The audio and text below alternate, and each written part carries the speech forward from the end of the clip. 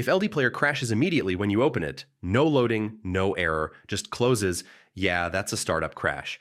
It usually comes from system conflicts, broken settings, or virtualization issues.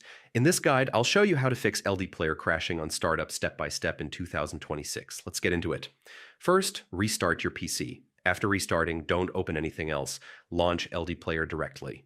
This helps rule out temporary system conflicts, Right-click the LDPlayer shortcut and run it as administrator.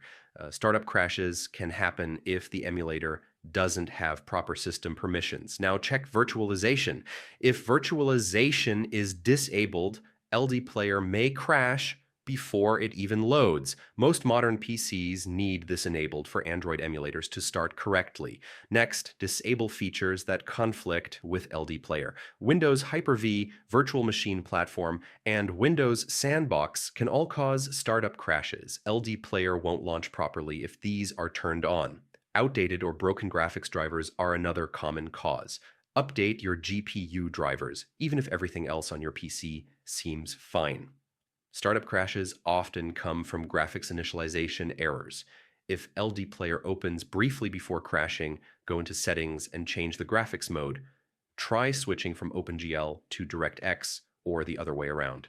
Then restart LDPlayer completely. If it still crashes, the installation might be corrupted. Use the repair option if available. If not, uninstall LDPlayer completely and install the latest version from the official site. This fixes most startup crashes, honestly. And that's it. One of these steps almost always fixes LDPlayer crashing on startup. If this helped, save it. And yeah, check out the other LDPlayer troubleshooting guides on the channel. See you next time.